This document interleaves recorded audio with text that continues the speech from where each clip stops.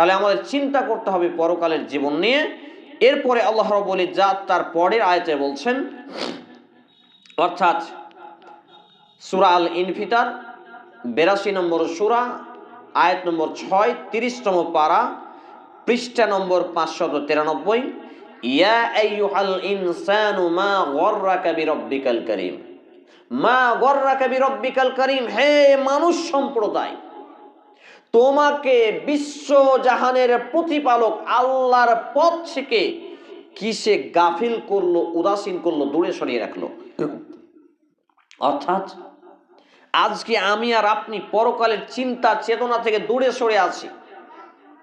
সকাল শুরু হয় মা বোনদের বিড়ির কোলা নিয়ে, সন্ধ্যাতে রাত্রি শুরু হয় মা বোনদের বিড়ির কোলা নিয়ে, মা বোনেরা ঘুমাতে যায় বিড়ির কোলা নিয়ে, মা বোনেরা ঘুম থেকে উঠে বিড়ির কোলা নিয়ে, শুধু এই বিড়ি বিড়ি বিড়ি বিড়ি করতে করতে জীবনটা শেষ।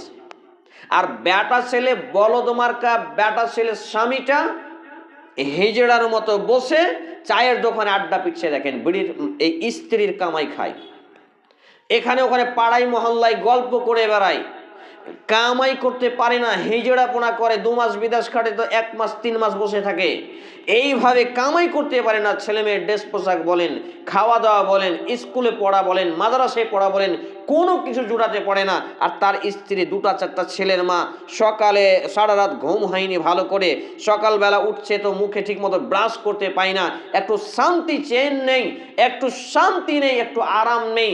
একটা ছেলে পায়খানা করেছে, আবার একটু চা খেতে বসেছে, আর একটা পায়খানা করে দিয়েছে, এইটাকে ছুচিয়ে দিতে দিতে আর একটা বলছে মা পায়খানা করবো, এই করতে করতেই ব্যস্ত। আর ও হিজড়া মার্কা পুরুষ কি করছে, ও ভাবছে আমি তো পুরুষ, বেটা ছেলে, ও চায়ের দোকানে দেখেন ফজরের পর থেকে আড্ডা বাজছে, ফজরের পর থেকে দালালি করে বেড়াচ্ছে এই পাড়া ওই পাড়া, কোনো দায়িত্ব নেই। আর মেয়েরা একটু আবেগী হয়, কোরআন এবং হাদিসকে তারা ভালোবাসতে চায়, আল্লাহকে ভালোবাসতে চায়, আল্লাহ রসুলের সুন্নাতগুলো মানতে চায়, ইসলামকে মানতে চায়। 7 দিনে যেমন আজকের দিন একটা পার হয়ে গেল, সোমবার বৃহস্পতিবার সিয়াম রোজাগুলো মানতে চাই, রাখতে চাই, 5 ওয়াক্ত নামাজ পড়তে চাই ঠিক মতো, কিন্তু এই বলদ মার্কা স্বামীদের জন্য পাই না।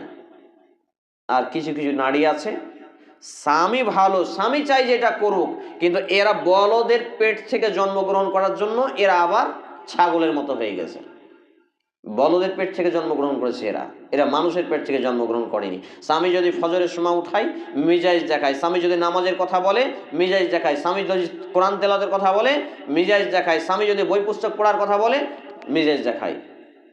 তাহলে বুঝতে হবে এই সব নারীকে নিয়ে দুনিয়াতে শান্তি পাবে না জান্নাতে যেতে পারবে।